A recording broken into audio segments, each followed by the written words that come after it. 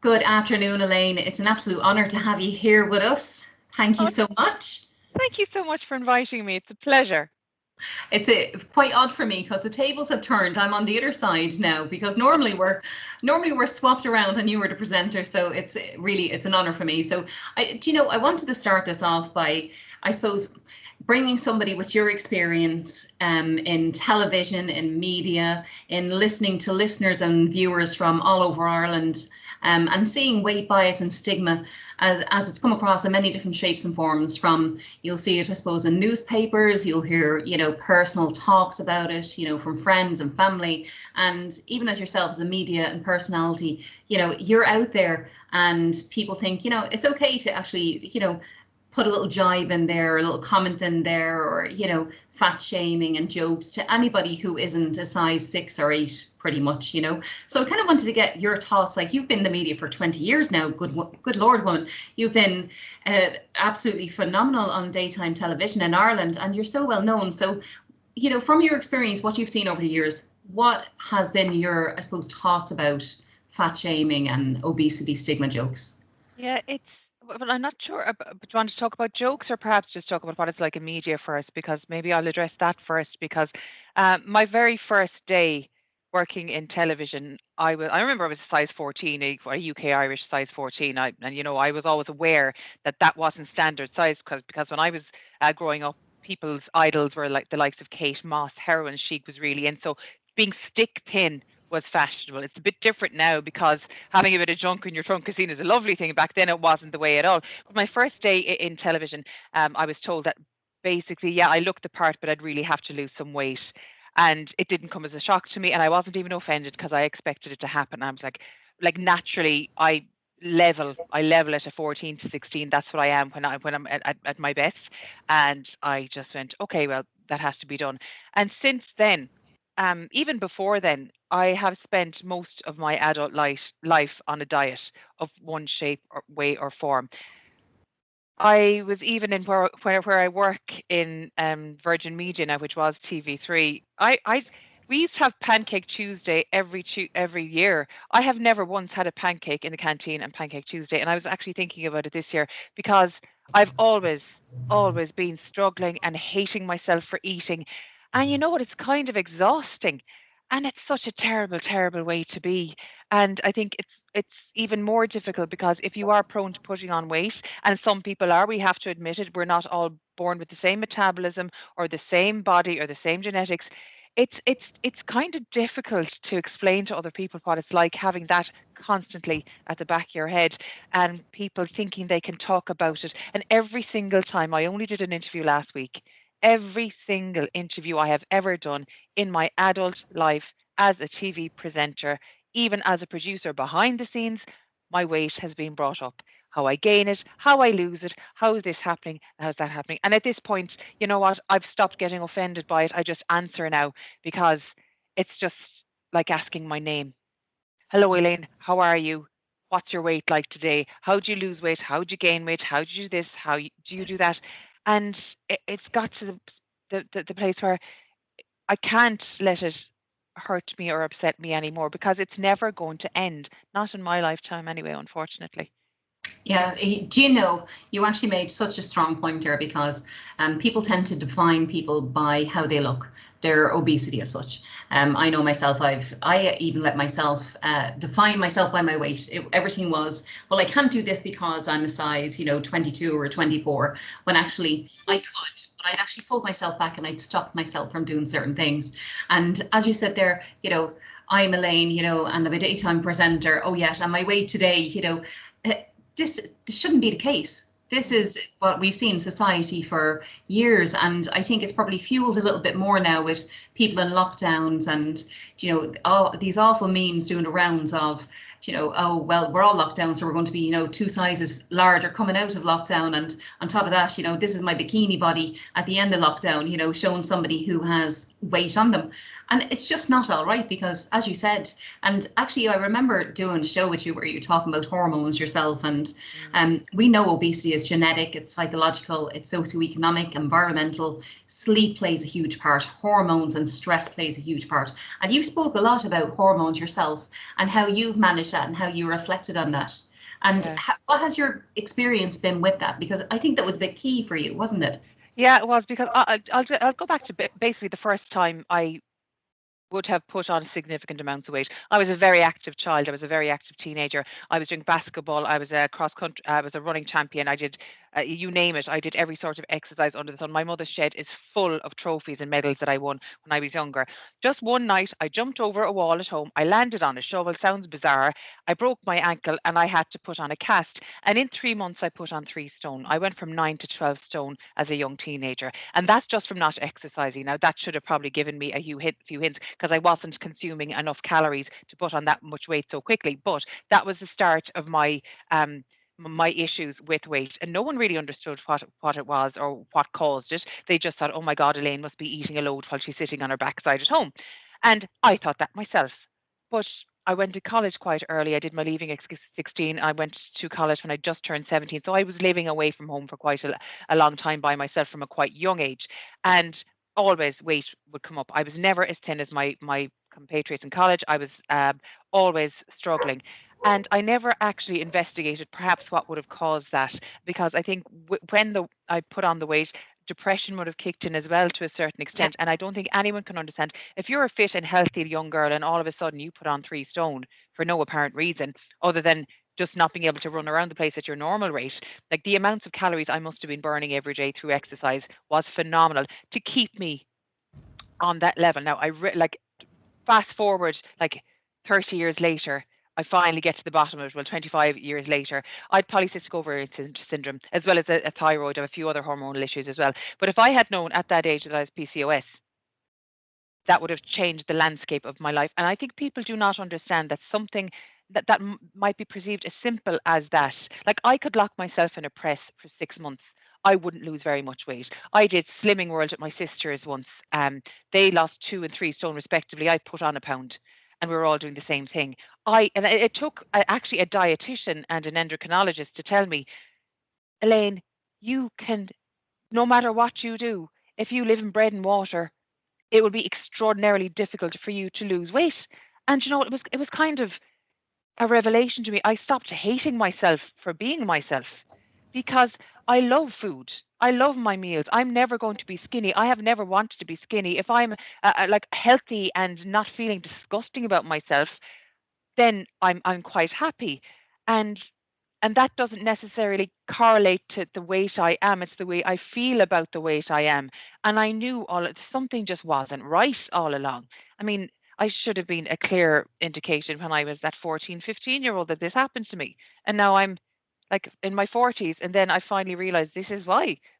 Yeah. Your my metabolic syndrome, I can't process insulin very well. All these little things that make perfect sense to everybody else, and like their lives are not dealing with these sort of things, and I am. And I wish to God I knew it years ago, but I can't beat myself up too much for it because I haven't. But the landscape of my life, I often wonder would have been a lot different had I actually been diagnosed as a teen.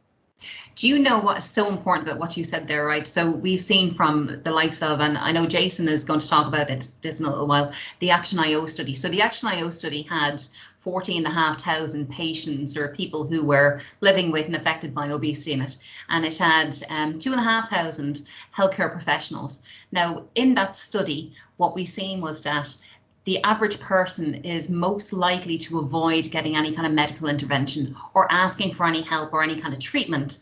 And from first struggling with their weight, and the average person is 6 years before they seek out medical intervention. And when we looked at actually the opinions of the healthcare providers in comparison to the patients, they were motivated. They wanted to lose weight. They had tried at least four mean, good, like serious attempts. Whereas the healthcare providers, 8 out of 10 of them said that they didn't think their patient was motivated to lose weight. And I think that's why, because people perceive if you're so-called fat, people think you're lazy. Goes hand in hand. It's almost the last socially acceptable bias that we have. That if you're fat, you're just not energetic. You're not getting up off the couch. You're not running. You're not doing any exercise. I'm a very active person. I always was. At my heaviest, I was very, very active. But I mean, I think because we see someone who's fat, overweight, obese, call it what you want. Like, I have no problem with any of those words anymore because I had to stop having issues with those words. But like, I think that people still look at it and go, and listen, I'm a bit guilty of that myself. It's so ingrained into us all that if you see somebody who's obese, morbidly obese, you have to, well, it has to be their own fault. How can anyone be like 20 stone if it isn't their own fault? How can that happen without realizing the cycle that happens to go on with that? I mean, you can start off with a bad number of eggs in your basket, be you like me or you or whatever, that hormonally, genetically, I'm predisposed to putting on weight, unfortunately. Add to that, I absolutely love my food.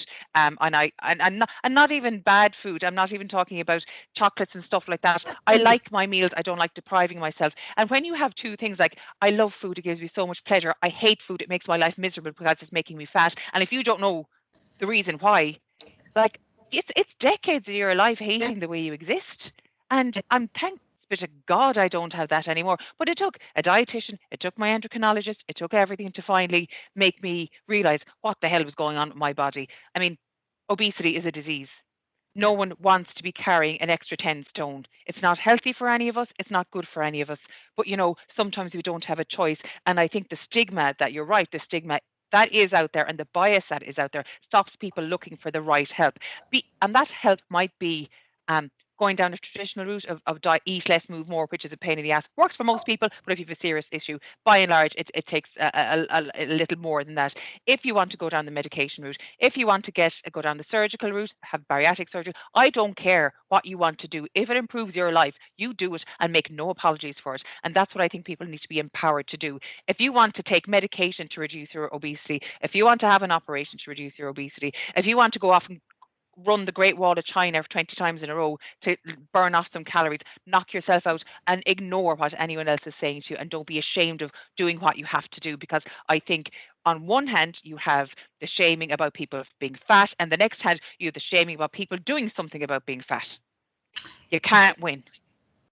Do you know what I was literally about to say to you a moment ago? Because everything you say mirrors me. You know, like, I've been on your show for donkey's years now at this stage, and my weight has fluctuated up and down and up and down. And I have always admired you, because if you actually Google yourself, you will find yourself in pink t-shirts, running marathons and everything else, Elaine. And you're an absolute role model in that sense, because there's not a lot of people that actually believe that you can run as a person who has obesity, that I could run, for instance. And this is the bias that we need to shift. We need to get rid of that, as you said, that ingrained societal idea that it is literally just get off your backside, eat less, move more, and you will lose weight, because that is not the way forward for everybody. Yeah, I would say, though, exercise is good psychologically for anyone, no matter what way they are. That said, I do not like running. I really hate running. I walk very fast now.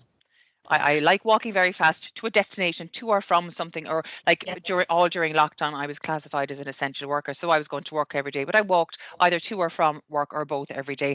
And as it is, I still can't eat a load of food, much and all as I would love to. I have to limit my calories quite strictly, and I have been doing. I have to do a lot of exercise, and I have been doing. I mean, like, it's not, there's no easy answer to my issues. I've had to work damn hard to keep a lid on it. But what I've stopped doing is the Sunday catastrophe. Like, I am doing this on Monday. I am going on a diet Monday. I have to eat everything in the fridge and in the press to clear it all out. Yeah. So I did that nearly every Sunday for 20 years, until I realised that you're starving on Monday, then after the carbohydrate crash, and you start again, and it's a cycle. I'm not beating myself up. If I have an Indian followed by a packet of donuts, I don't care anymore. I'm not beating myself up out of it, as long as I don't get into the negative cycle of doing that over and over and over again, because food is not the enemy. It's a wonderful thing that feeds us. It nourishes us. It keeps us going. Exactly. It makes us happy. Don't make it the enemy. And we have made food the enemy in our society. We have made the food, like, it's wrong to enjoy a slice of bread. It's wrong to enjoy a sliced pan. But a couple of slices of bread won't kill anyone. Do you know what I mean? And I think, if the diet industry can you imagine what would happen if we decided we loved ourselves in the morning? Billions would be lost to industries. Billions, that we just liked ourselves as we are. Yeah. I completely agree. Like, this is something that I'd often say to the team, you know, when we're actually discussing this. We have a multi-billion-dollar industry out there of fitness and diet that is paid for by people like ourselves who spend all of their lives trying to diet, trying to exercise more, trying to follow what the norm is, whatever the cabbage diet or the soup diet or the latest Slimming World, and not to diss Slimming World or any of those organizations, because I absolutely love the recipes. Some of them are absolutely fabulous, but it's about being able to enjoy your food and not guilt yourself. But I think there's a big difference that a lot of people don't realize between maybe carrying an extra stone and carrying an extra 3, 4, 5, 6+ stone. And that's where I would have been, and that's where you would have been. And I think a lot of these clubs, they work. If you've had a baby, you've put on some weight, you want to lose it, that's fine, absolutely fine. It works for a lot of people. But if you have a chronic relapsing illness, which obesity is, then you have to look at it completely differently. You have to look at the long-term effects of it as well. And even, I know you mentioned a while ago that the memes and stuff about the COVID stone and bikini bodies and all that, you said they're a bad thing. I don't think they're a bad thing at all. I think because of lockdown and people didn't move as much, they saw, like, people who've never had a weight problem in their lives, and I count a couple of my sisters amongst this, they've never had to worry about it. They've never not been able to fit into their jeans. And all of a sudden, they're like, oh, Jesus, what's wrong with me? Walking past the mirror, go, how did I get this gut? And I think people who've never had an issue with weight in their lives have experienced maybe what we go through all the time now. And I think it has opened up a huge dialogue, and I think it's been a huge education to a lot of people. And they might take, excuse my French, take the piss out of it a good bit. But I think a lot, for the vast majority of people out there, they're going, do you know what? It's not nice to be taking the mick out of these sorts of things. It's just not nice. Exactly. And it kind of got a taste of what it's like for people every day of the week. Because once you hit a certain weight, like I was always in and around where I am now before my hormones went out of whack. I was kind of as I am now, maybe a stone or two lighter, but no difference. And then as my 30s creeped on and my hormones got way more bonkers, I put on a ton of weight. And at one point, I actually didn't care what I looked like. I was doing, I do a lot of magazine and photo shoots. And I was like, well, my body is just, it's an it. There's nothing attractive about it anymore. I'll just put on my nice makeup and earrings and it'll all be about my face. And I kind of gave up what I was, and didn't, I had to disconnect myself from the neck down. Yeah. And No, I get that. unfortunately, I know that now, but I had a conversation recently with my niece. She's about to emerge into her teens, and she's a beautiful child, an absolutely lovely girl, and she is going through what all of us go through. She's not a pick on her, but she hates her arms, she hates her legs, she hates this, and I'm going, how has this happened? How is it still happening despite all the education that's out there? What are we doing so badly wrong still? And I don't have the answer to that. I know. Yeah. No, you made such a great point there, and I'm not going to keep you too much longer because when this goes out live later, you'll be actually on air, so we'll be able to flick between this and back over to yourself live on Virgin Media. But as you said there, like teenagers, can you imagine that world? Like, I know myself from the moment I wake up in the morning, it's okay, if I'm going somewhere, where are the granny knickers that are going to hold in all the lumps and bumps so I actually look a little bit better? And I'd gone through that for years and years, and now I literally just get up and I throw on whatever I throw on, and I'm uncomfortable in my own body. I wouldn't wear a bathing suit for years, and now I love snorkeling. Now I don't care who looks at me going down because I'm going out for a swim. I'm probably healthier than the 10 people that are like stick tin that are sat on the wall, and judging. And I think for teenagers, like, we've reached that age where we're in our 30s, and I'm in my 40s. My 30s are well gone. That ship has sailed, girl. Listen, I'm actually 5 weeks older, so you don't own that one, right? But I think for teenagers, it's incredibly difficult at the moment. We've got, everybody is online, social media, all the Instagrams, the TikToks, everything. And it's all about looking that kind of like shape and stuff like that. And I think probably because we're old and we have that experience, we've gone through it and we've accepted that we need to be healthy for us, for our bodies, for like everything about us, our mental health, the whole lot. But for younger girls that are like teenagers in their early 20s, what would you actually say to them to give them a little bit of hope that they can get over this, shaming their own body? I'm not going to be cliched and go love yourself and all that sort of stuff. Of course, that's a given. But, every society, every era has had different definition of what beautiful means. I mean, back in the days of Rubens, I mean, we would have been the ideal woman had loads of flesh in her bones, and the bigger the better, and that sort of stuff. So no matter, we can blame Instagram, we can blame the internet now. It's not anything. It's just the way beauty is perceived goes in ebbs and flows throughout the ages. I think we need to build confidence. Forget about looks. If you build confidence in girls and and educate them on what really matters, that's Yeah. right. Because if you have confidence in yourself, and if you are well educated in the ways of the both the way the world works and the way your body works and the metabolism and then everything else, then these little things shouldn't it's not little, it's huge for a lot of people. They shouldn't bother you as much anymore. I mean, I wish I was I was wise back then as I am now. That said, it would never have happened. There's a rite of passage that goes on in every girl's life that will keep happening throughout the ages. We've always used makeup. Go back to the ancient Egyptians. We've always venerated different body shapes throughout the ages. That has happened as well. I think if you teach somebody to be confident from a young age, assertive, resilient, and resilience is very important, then no matter what anyone says or anyone else does, it shouldn't affect them too much. It will a bit. We're all only human. And I think we have to realize that as well. But to anyone out there, if you are a mother or an auntie like I am of girls, you really just be there, listen, and try and educate them and tell them they're wonderful. Do you know what? On that note, that is a perfect note. Your nieces have an absolute role model of a They're woman. very lucky, aren't they? They are indeed.